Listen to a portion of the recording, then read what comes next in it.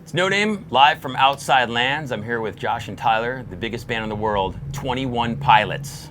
On the smallest three-person couch you'll ever find. Absolutely, it's very, very comfortable. That's how to do it. Do you guys ever sit around and sit on a couch and think about just like how much bigger the band could possibly get? Yeah, and how much smaller the couch could get. Yeah.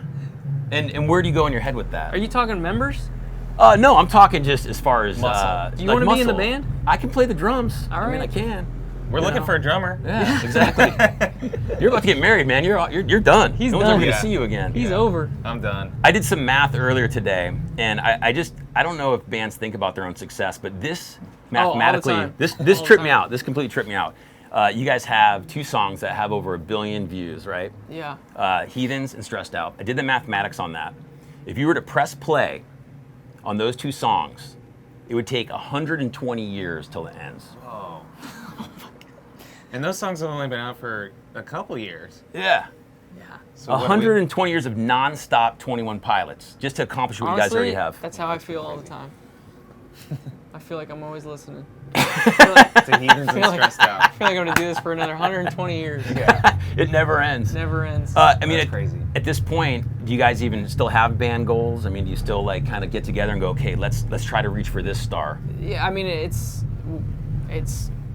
of course. If we didn't, why would we get up? Yeah. You know, and so to either outdo yourself or to top what you've done already, there's always that goal in mind. You know, I don't know. I think that there's songs we haven't written yet. So even though there's milestones and markers and headlining festivals and winning awards or whatever it is that we've set out to do, that some of those we've done, there's also songs that don't exist yet that should exist, and that's also kind of a goal as well. So Yeah. you kind of you put your scope in tighter. I guess, one of my favorite things about your band is your sincerity and your humility. And I'm just wondering, like, where that comes from. Like, is there a root?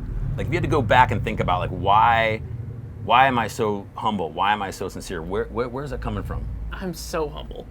You guys are, man. You guys have a sincerity that Really is undeniable. Extremely humble. It's No, probably insecurity. yeah. Yeah? Probably. It's a lack of edginess. Yeah. Yeah. All that's left is humility. It's When just you don't what have- it when is. You don't have any edge, and honestly, the reason why we can't be edgier is because our parents. They got in the way. And we were around them a lot because we were both homeschooled. Yeah. So that's probably a lot of it too. The ceiling to our edginess is because of our parents and how they poured into our lives. But at the same time, the reason that we're cool is because of our parents. That's amazing. The coolness is from our parents, and then the unedginess is from our parents too. We get both of them. The brotherhood that you guys have, though, is a special thing. And I'm wondering, like, night after night, you guys perform at such a consistent high level. It can't be possible. Like, you know what I mean? There has to be some funky days. And I'm wondering, like, how you guys pull each other out of that.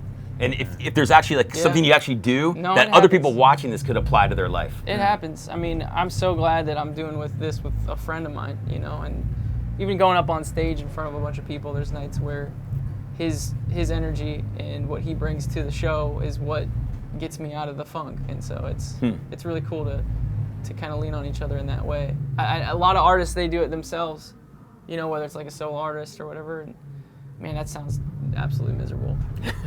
And so I want to talk a little bit about a post-trench world. You guys also do something that a lot of bands don't. You write concept records. yeah. And I'm wondering if, like, what comes first, the concept and then the song, or the song and the concept? Because it seems like if you're sitting there going, like, I have to write another concept record, I got to follow this story, that could be somewhat limiting. Yeah, I know. The one thing about a concept record, we didn't want every song to be kind of you had to understand the concept to understand the song. We didn't want that narrative to be a prerequisite to just enjoy the song for what it is. And so that's something that we always focus on and keep in mind. But at the same time, trying to intentionally write lyrics and write songs that moves that narrative forward, that keeps people who care to be invested, to stay invested, to want to know how it ends, where it's going to go next. And I don't know, we've just figured out that those are our people. Those are the people we want to hang out with, people that really dive in and really care about the art of storytelling and the artwork and the colors and everything that goes into the song, not just what you hear. But it's I don't know why more bands and artists don't do it. Do Do you ever get lost with the lore, Josh? Do you ever get confused? Like when a fan asks you about something, you're like, I forgot how the story goes. I can't remember the timeline. No, I think there's more stuff in my life that I get confused about than that. Yeah. Drummers should have it all figured out. Josh man. knows all the lore. We know all the narrative like the back of our hands, but you don't know the lyrics that well. Yeah, that's his job.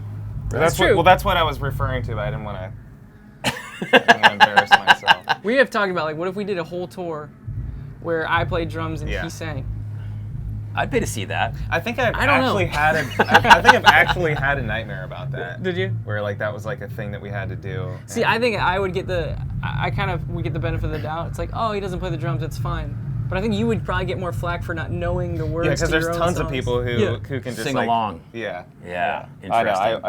I would definitely. Look out, man. I also want to talk about your live performance. As I said earlier, I mean, to me the bar is set so high. It's I mean, I don't really even like ballads. And when Tyler get on that piano, like I'm in the palm of your hand, I'm like, oh my God, I think I might cry.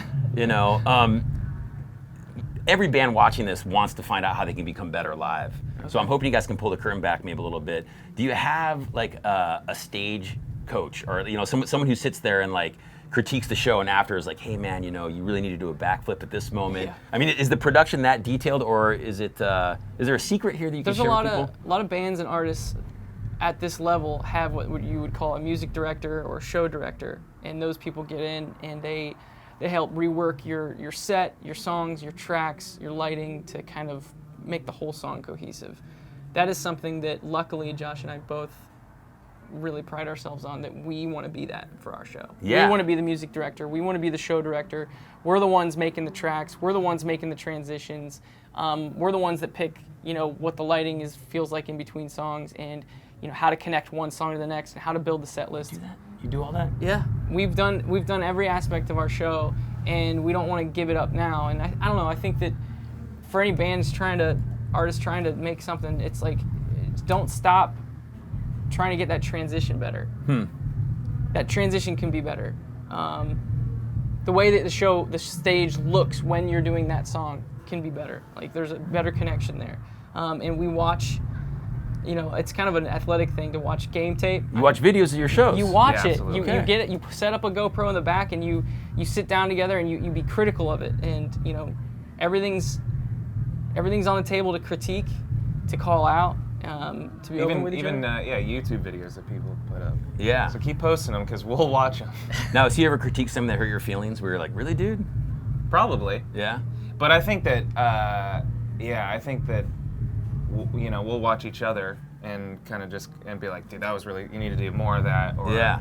Or jump on the burning car more. Jump up and down off the burning car. Yeah. I'm always like, don't get hurt. Don't get hurt. Yeah. But I think we definitely critique ourselves a lot, and also I think some of and when he's saying areas in which to make better, I think that comes from a lot of, like, we would go to shows and pick out things that we didn't like out of like what bands did, and like how could we do that? How could we remove that thing that we don't like, but then make that more interesting or better, and then we get really creative from there, I feel like. We're talking about the stage show. I gotta hit last thing. You're about to enter the biggest stage of your life, marriage. I want you to give his fiancé 3 things that she should know about this guy, since you've toured with him. She probably doesn't. I'm trying to think. Do you think I know? Camera anything? friendly. Camera friendly thing. We won't get into the freckles. Any advice, man, you want to give this guy? I mean, that's like the biggest day. Yeah. If he wants to be alone, that doesn't mean he doesn't like you. It's because that's the way he's programmed, and he gets rejuvenated by the just being alone, and it's nothing on you. That's the way he is. That's heavy, man. That's one. Good. That's one. Yeah, You want that's 2 one. more? Or just maybe some advice. He's not going to dry off all the way when he gets out of the shower. It's just not his style. That's 2. He's going to just let the clothes do the rest. No, I let the air do the rest. I mean, not if you're in a rush, man. You walk out there and your back's just clinging to your body. Well. And then another thing is, man, I just don't know. When he gets older, he'll laugh at farts because his dad thinks farts are the funniest thing in the world. thing. That's awesome. It's just his humor is gonna go downhill the older he gets. So just get ready for that. Yeah. Awesome. Guys, you got to take Outside Lands. Thanks for taking the time and hanging out, man. Thank you. Appreciate it. Thanks a lot. This is like the coziest interview Thanks, I've ever done. dude, thanks for sharing the it's just couch with like, us, man. yeah, it's like, it feels so cozy. All right, awesome, man.